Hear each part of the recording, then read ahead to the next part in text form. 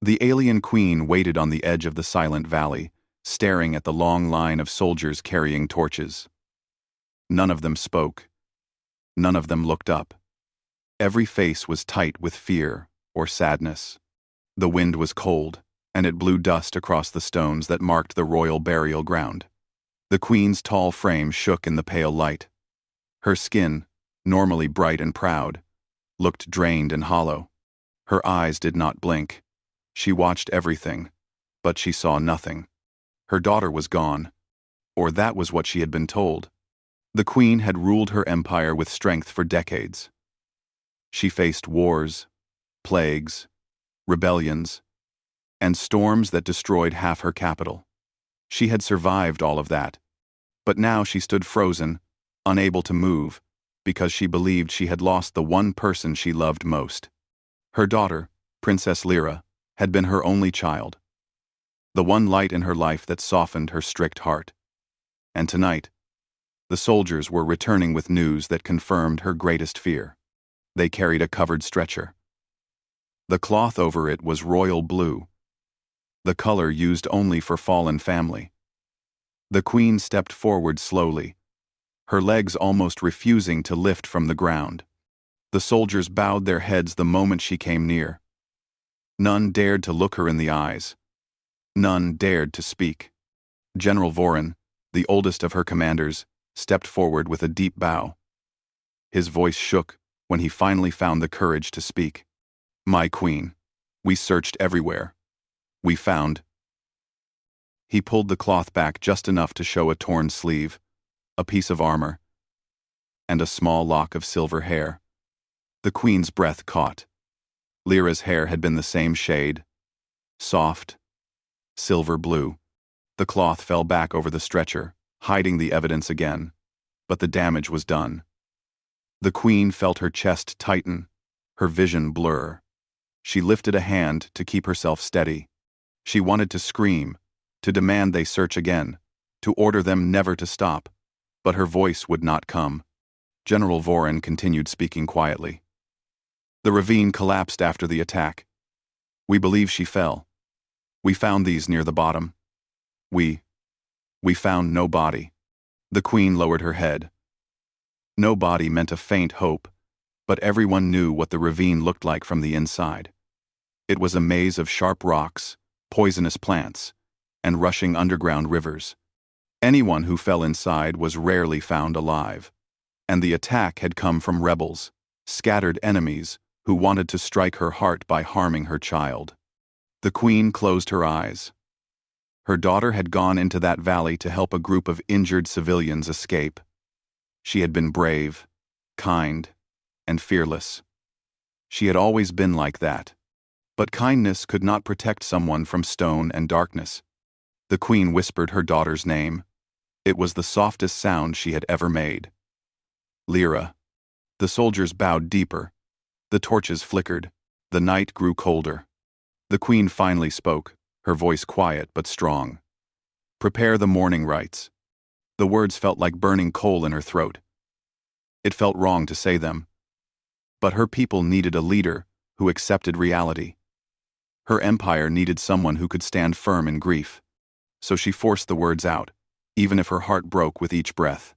The soldiers moved slowly, respectfully. They placed the stretcher near the entrance to the burial chamber. The queen turned away before she could look at it again. She began the long walk back to her palace, each step heavier than the last. High above the valley, far from the torches and the soldiers, a human walked through the rocky hills with a young alien girl leaning weakly against him. Her silver-blue hair glowed faintly in the moonlight. Her eyes were half open, tired but alive. Her breathing was slow, but steady. This was Princess Lyra. Her clothes were torn, her arm was wrapped in makeshift bandages, and her leg was splinted with metal pieces from a human emergency kit. She looked exhausted. But her eyes were clear enough to watch the valley far below. When she saw the torches, her voice cracked. "They think I'm dead." The human tightened his grip to help her stand. His name was Elias Reed, a maintenance worker from a distant human settlement. He was taller than most aliens, but smaller than the queen's warriors. His clothes were dirty, covered in dust, mud, and Lyra's dried blood from where he had carried her. His face was scratched from climbing sharp rocks. His arms trembled from exhaustion, but he did not stop moving. He kept supporting the princess with careful, steady hands. "You're alive," Elias said softly. Lyra swallowed hard, fighting the pain in her chest. "My mother. She must be in so much sorrow." Elias looked at the glowing valley again. "We'll go to her. Tonight?" Lyra shook her head weakly. "No. The rebels. They're still nearby. They want to capture me alive. If we go down there now, you could be hurt. I would never let that happen." Elias took a slow breath, trying not to show how tired he truly was. "You saved those civilians by pushing them away from the collapsing path. I saw you fall. I wasn't going to leave you there. I'm not leaving you now." She blinked at him, surprised. "Why would a human risk so much for me? We barely know each other." 17, Lun, on a Lun. Elias looked down at the rocky trail. His face shadowed in the moonlight. "Because it was the right thing to do." Lyra stared at him. Her mother's empire had never trusted humans. Her people believed humans were selfish, unpredictable, too fragile to be useful in most of their harsh worlds. She had heard those words many times since she was a child. But this human had climbed down a ravine full of danger, fought off rebels with nothing but simple tools, and carried her out on his back for hours. If humans were selfish, then why did this one risk his life again and again? The wind picked up, making the cold night even colder. Elias gently pulled his jacket off and draped it over Lyra's shoulders, even though he was shivering himself. You don't have to do that," she whispered. "You're freezing," he replied simply. She lowered her eyes, touched by a warmth that had nothing to do with the jacket. Below them, the queen reached the palace gates. She paused only a moment before entering. The entire capital seemed to sense her grief. Lights dimmed, voices lowered, and everyone bowed in silence as she passed. She moved like a ghost, her footsteps soft, her shoulders heavy. Her attendants tried to help her, but she raised a hand, stopping them. "No one enters my chamber tonight," she said quietly. "Leave me." They obeyed immediately. She went inside alone. The room felt too large, too empty. Memories of her daughter filled every corner, every shelf, every small decoration. She touched a bracelet Lyra once made as a child. For the first time in years, the queen sat down and let tears fall freely. Back in the hills, Elias led Lyra toward a small cave he had found earlier. The entrance was narrow, hidden by thick bushes. Inside, it was warmer, safe from the wind. Elias lowered her to the ground carefully. "I'll get more water," he said. "Don't move too much." Lyra nodded. "Elias, thank you." He smiled a little. "Just rest. We'll get you home soon." He stepped out of the cave, not noticing the small movement in the shadows nearby. Someone was watching them. A rebel scout crouched behind a rock, his eyes narrowed. He had seen Lyra alive. He had seen a human guarding her. He slipped away silently, running to report this discovery. Lyra leaned against the cave wall, listening to Elias's footsteps fade. Her chest hurt, but not only from her injuries. She remembered the queen's face during their last conversation, a smile of pride, a look of hope, and now her mother believed she was gone. Lyra's eyes filled with quiet tears. "I'm coming back, Mother. I promise," she whispered. Elias returned with water and a handful of edible roots he recognized from his training. When Lyra drank, her strength improved a little. He sat beside her, exhausted, but still alert. "You should sleep," Lyra told him gently. "I will," he said. She watched him for a long moment. There was calmness in him, a quiet courage she rarely saw, even among trained warriors. She felt safe beside him. She rested her head softly against his shoulder. Outside, the night sky grew darker. The rebels gathered. The queen mourned. And on a quiet hill, an alien princess leaned against a human who refused to leave her side. None of them knew what would happen when the queen finally saw her daughter alive again. None of them knew the danger moving in the shadows. But one thing was clear. The night was not over. And their journey had only begun. Elias woke before sunrise. Even though he had barely slept. His body ached from carrying Lyra for so long. But his mind stayed alert. He checked the cave entrance quietly. The air outside was cold and still, but something felt wrong. There were small footprints in the dust, too fresh to be from last night. He frowned, crouching to study them. The prints were sharp, from light boots used by rebel scouts. Someone had been near them. Elias returned inside and looked at Lyra. She was sleeping lightly, her breathing more even. The jacket he placed around her shoulders had slipped a little, so he adjusted it gently. Her eyes opened slowly, noticing his worried expression. "What happened?" she asked softly. "We aren't alone," he whispered. "Someone watched us last night." Lyra pushed herself up, though pain flickered across her face. "Then they know I'm alive." He nodded. "That means they'll try to reach the rebels fast." Lyra swallowed, her voice weak but steady. "You don't have to stay with me, Elias. Even if they capture me, they will not attack you. You're human. They avoid trouble with your people." Elias shook his head immediately. "I'm not leaving you. They want you alive. Because you're important. That makes it more dangerous." She looked at him with surprise again. She was used to guards who followed commands, not people who chose to protect her without being ordered. Elias's determination made her chest warm in a way she didn't fully understand. Elias helped her stand, supporting most of her weight. They needed to move before the rebels surrounded the hill. The cave had been a safe spot for the night, but staying meant getting trapped. He wrapped her arm around his shoulder and guided her out into the soft morning light. The valleys were quiet, washed in pale silver as the sun rose behind the mountains. Mist floated over the rocks, making everything unclear and shifting. Elias studied the terrain carefully. He had mapped parts of this region while working on maintenance routes, and he remembered a narrow path that could lead them closer to the capital without passing the main trails. "We'll take the ridge," he said. "It's harder, but the rebels won't expect anyone injured to climb there." Lyra gave a tired but trusting nod. He guided her up the rocky slope. Each step she took sent pain through her injured leg, but she clenched her jaw and kept moving. Elias helped her climb over the sharp rocks, lifting her when the path was too steep. "You're pushing yourself too hard," Elias murmured. Lyra managed a small smile. "I am the daughter of a queen. If I stop now, she will wait in sorrow forever." Elias didn't argue. He simply held her steady, carrying her when the rocks became too slippery to walk. Hours passed. The sun rose higher, burning away the mist.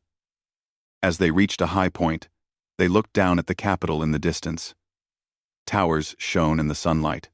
The grand palace stood like a silver crown above everything else. Lyra inhaled slowly, her voice trembling. "My mother is there, mourning me, believing I am gone." Elias followed her gaze. "Then we won't let her wait much longer."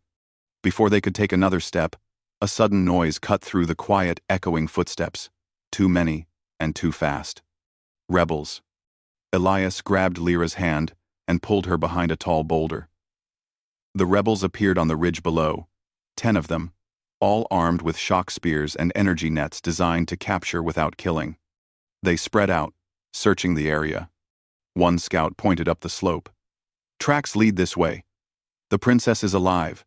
We take her, and the queen will fall apart." Elias clenched his jaw. Lyra pressed herself against the rock, trying not to make a sound. "We can't outrun them," she whispered. Elias scanned the rocks. Then he saw a narrow crevice behind them, too small for most aliens to pass through. But humans were slimmer, and Lyra, even injured, could fit, if she crawled. In here, he said softly. He guided her into the crevice. It was dark, slanting downward like a hidden tunnel. Elias followed her, using his shoulders to block the opening as long as possible. They crawled through the tight space until light appeared ahead. The crevice opened onto a lower ledge, hidden by hanging vines and thick roots. Once they reached the ledge, Elias finally took a deep breath. We bought ourselves time. Lyra looked at him with gratitude. You always think quickly. Elias gave a small shrug. Humans are good at squeezing into places we shouldn't be. 1. She laughed softly despite the fear around them. Behind the vines, they watched the rebels climb above them, confused when the tracks ended. The leader shouted orders. Spread out! They can't be far. More footsteps. More shouting. Lyra leaned close to Elias. Thank you. Again. He looked at her with a gentle firmness. I told you. I'm not letting anything happen to you. Her eyes softened, shimmering faintly. She had heard the stories about humans reckless, emotional, unpredictable.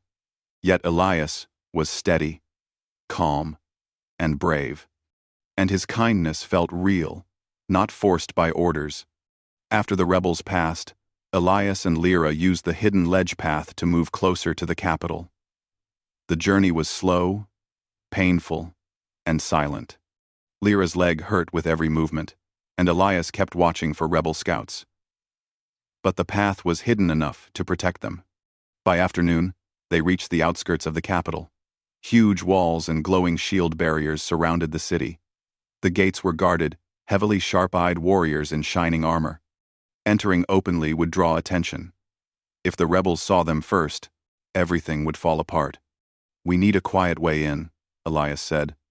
Lyra nodded, wincing as she leaned against the wall of a small abandoned watchtower. I know a way, she whispered. When I was younger, I used to slip out of the palace through an old water passage. It leads from the drainage system to the inner gardens. Elias raised a brow. You used to sneak out? She looked slightly embarrassed. Only sometimes.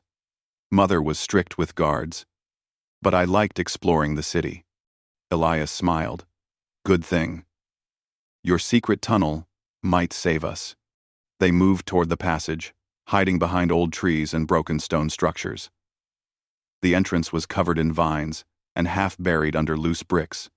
Elias pulled the stones away quietly until the narrow tunnel appeared, a dark, winding passage marked by old carvings. Lyra touched the carvings with trembling fingers. I haven't used this since I was a child. Elias looked inside. It was tight and dark, but safe. I'll go first. If there's anything dangerous, I'll handle it. Lyra followed him carefully. The tunnel was small, forcing them to crawl. The air smelled dusty and cold. Their hands brushed old roots and wet stone. Elias kept going, guided only by the faint light from cracks above. After a long crawl, the tunnel opened into a small stone room with gentle sunlight filtering through the ceiling. Plants grew across the walls, and water dripped from long vines into a quiet pool. Lyra breathed deeply. We're in the inner garden's old chamber. Only royal family used to play here. Elias helped her stand. How far to the palace? Just beyond that archway, she said, pointing at a carved stone door covered in moss. But once we go through, guards will see us. Elias thought for a moment. Then we need to make sure it's the right guards. He supported her carefully as they moved to the moss-covered door. But before they reached it, a soft sound echoed behind them. A figure stepped out of the shadows. Not a rebel, a royal guard. Elias froze, ready to shield Lyra. But the guard's eyes widened in shock. He dropped his weapon and fell to one knee. Princess Lyra, you live. Lyra steadied herself. Rise. We need your help. I must see my mother at once. The guard stood and nodded quickly. The Queen has not slept. She has dismissed all council meetings. She locked herself in the chamber. She believes you are gone. Way. Lyra's voice trembled. Take us to her. Now. The guard led them through hidden paths inside the palace walls, avoiding crowded hallways. Elias stayed close to Lyra, supporting her whenever she winced from pain. Her leg was getting worse. They needed to hurry. Finally, they reached the Queen's private chamber doors. 2 elite guards stood outside. When they saw Lyra, they gasped, eyes widening in disbelief. The doors opened slowly, revealing the dim room. The Queen sat near the large balcony, back turned to them, staring at the city with empty eyes. She didn't hear the footsteps. She didn't sense anyone behind her. Lyra took a shaky breath. Mother. The Queen froze. The air stopped moving. Time seemed to hold its breath. Slowly, the Queen rose from her seat and turned around. Her eyes were tired, filled with grief, until she saw her daughter standing in the doorway with a human beside her. For a moment, she could not move. She stared, as if looking at a ghost. Lyra stepped forward carefully. Mother, I'm home. The Queen's lips parted. Her hands shook. Tears filled her eyes instantly. She rushed forward, catching her daughter in her arms. Gently, but desperately. My child, my Lyra, you're alive. Elias stepped back respectfully, but the Queen suddenly noticed him. Her tear-filled eyes hardened. You, she whispered, a human, brought her back to me? Elias stood still, unsure if she was grateful or angry, and before anyone could speak again, a loud alarm rang through the palace. Rebels had breached the outer gates, and they were coming straight for the Queen. The alarm echoed through every corridor of the palace. Sharp, loud, unending. The Queen froze for a heartbeat, still holding Lyra close. The sound cut through the moment like a blade, forcing reality back into the room.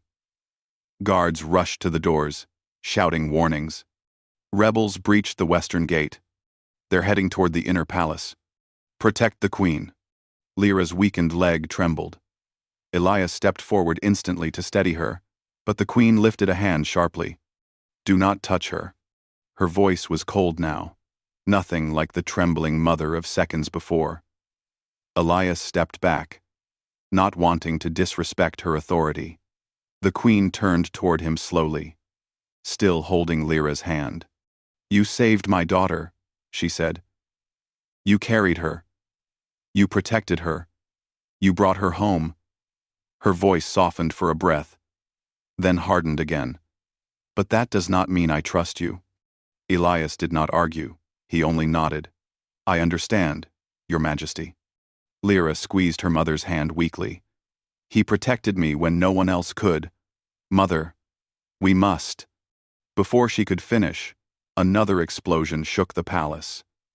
Dust fell from the ceiling. The Queen's eyes widened with fury. They dare attack here, she whispered. In my home. Guards formed protective lines, but they looked shaken. The rebels had never been bold enough to enter the capital. Something had changed. Someone had given them information. And the Queen understood instantly what it meant. They know Lyra is alive, the Queen said quietly. Lyra's face paled. Elias clenched his fists. A captain rushed inside. Your Majesty. They are not attempting to kill. They want to capture a royal hostage. The Queen's jaw tightened. She looked at her daughter, then at Elias. They came for her. Elias stepped forward without thinking. Then we need to move her somewhere safe. The Queen looked at him. Eyes sharp. You speak as if you command my palace. I'm speaking as someone who got her this far, Elias replied calmly. The guards stiffened, expecting the Queen to snap at him. But she didn't. She stared at Elias, reading his face, testing his resolve. He did not lower his gaze. He did not step back. Finally, she turned away with a slight nod. Bring the princess to the lower refuge hall. Only royal blood can unlock it. It is safe underground. Lyra shook her head immediately. Mother, I can't hide. They will tear the palace apart, searching for me. People will die. The queen held her daughter's face gently. You are still injured, Lyra. You cannot fight. But Elias can help us escape another way, Lyra whispered. The queen glanced at the human again. Elias felt her eyes like pressure against his chest. Another blast rocked the hall. The lights flickered. Shouts echoed from every direction. We don't have time, Elias said. If we go deeper into the palace, we'll be trapped. We need to move through the old garden passage. It leads outside the palace walls. The queen stared at him. You know of the passage? I found the entrance when I rescued Lyra, he explained. Rebels don't know about it. If we get her through it again, we can escape to the hills. Some guards protested. Your Majesty, we cannot leave the palace. But the queen raised her hand. Silence filled the room. She looked at her daughter, weak but alive, trembling but unbroken. Then she spoke with quiet strength. My daughter's life matters more than any wall of stone. She turned to Elias. Human, can you carry her again? Two. Elias nodded. Lyra looked embarrassed. I can walk. No, Elias said gently. You've pushed yourself enough. The queen gave him the slightest, cautious nod. Very well.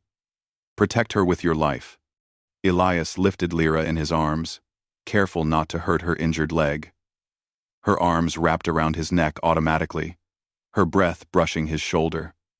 The queen walked beside them, her steps quick and silent. Guards surrounded them in a tight formation. They rushed down hidden stairs, through quiet corridors untouched by the attack. But as they neared the gardens, the sound of fighting grew louder. Swords clashed. Shock spears cracked through the air. When they reached the doorway to the inner garden, explosions lit the sky above the palace. Smoke drifted across the courtyard. Stay behind me, the queen ordered. Before Elias could ask why, she raised her hands. A glowing barrier burst into existence around them, shimmering like liquid glass. It spread outward, forming a protective dome that crackled softly. Lyra whispered, Mother, you're using the shielding art? It has been years, the queen replied calmly. Elias understood then. The queen was not just a ruler. She was powerful more than any human soldier he had seen. Rebels charged at them from the far end of the garden. The queen's shield flared, blocking energy bolts. She pushed forward, forcing the rebels to step back. Open the old chamber, she told the nearest guard. He ran to the moss-covered archway, placing his hand on the carved stone. The wall slid open slowly, revealing the narrow passage. Elias entered first, still carrying Lyra. The queen followed closely. Guards sealed the passage entrance behind them as fighting drew closer. The tunnel felt smaller now. Darker, filled with the echoes of battle overhead. Move quickly, the queen said. Lyra whispered. Mother, you should go back. They need you. They need me. The queen agreed. But you need me. More. They reached a fork in the tunnel. Elias hesitated. Which way? Lyra pointed weakly to the left. That leads outside the walls. Before they moved, a sudden crash echoed behind them. Rebels. A shadow moved at the end of the passage. Elias tightened his hold around Lyra instinctively. The queen stepped between them and the threat, her shield flickering back to life. But something strange happened. The rebels didn't attack. One man stepped forward slowly, his weapon lowered. He looked terrified, desperate. Your Majesty, he shouted. Please listen. The queen narrowed her eyes. Speak. The rebel leader. He discovered your daughter might be alive. He wants to use her to force you to surrender half the empire. He said capturing her would break you. Lyra trembled in Elias's arms. The rebel continued, voice shaking. But most of us, We never wanted to hurt the princess. We only wanted freedom. But now the leader has changed. He's become cruel. We don't want this anymore. The queen's expression shifted. Elias could tell she was studying the man, searching for truth. Before she could respond, another explosion rocked the tunnel. This time, from above. The rebel shouted, "Please, let me help you escape. I can open the outer grate. The others will follow me. We will stand against the leader." The queen looked at Lyra. Lyra looked at Elias. Trusting a rebel was dangerous. But the palace was collapsing around them. "Mother," Lyra said softly, "he is telling the truth." The queen closed her eyes for a moment. Then she nodded. "Lead the way." The rebel guided them through a narrow tunnel, then a steeper one, until they reached a heavy metal grate. He pressed a sequence of symbols, and the grate lifted slowly, revealing the bright mountains outside. Fresh air rushed in. Elias stepped out first, carrying Lyra. The queen followed, her eyes scanning the horizon. They were free. But danger wasn't over yet. A loud shout echoed behind them. The rebel, who helped them, collapsed to his knees, struck by an energy bolt fired by someone far back in the tunnel. The rebel leader appeared in the shadows, furious and wild-eyed. "Traitor!" The queen raised her hands, shield bursting to life. "Run!" she commanded Elias. Elias didn't hesitate. He carried Lyra down the narrow mountain path as the queen held back the attack alone. The sky flashed with bright light behind them. The ground shook with every blast. "Mother," Lyra cried. "She will follow us," Elias said firmly. "She's strong." They reached the rocky clearing where Elias had once helped Lyra rest. He set her down gently. She grabbed his hand tightly. Moments later, the queen emerged from the passage, breath heavy, shield flickering. But she was alive. And behind her, rebel soldiers pushed out not to attack, but to protect. They surrounded the queen and bowed. "We stand with the crown," one said. "The leader has fallen. The leader has fallen." The queen looked at them quietly. She was exhausted, but her voice remained strong.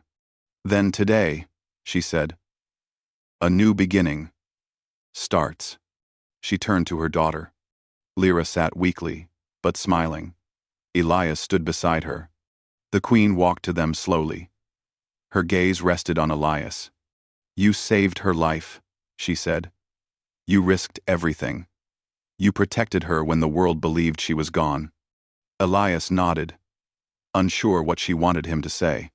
The queen bowed her head slightly, something she had never done for any human. "For that," she said softly. Lyra reached for his hand. Elias gently took it. The queen looked at their joined hands for a long moment, her expression unreadable. Then she turned to face the sun rising over the mountains. "Let us go home," she whispered. The empire would survive. The rebels would rebuild. The queen had her daughter again. And the strange, unexpected bond between a human and a princess was only just beginning.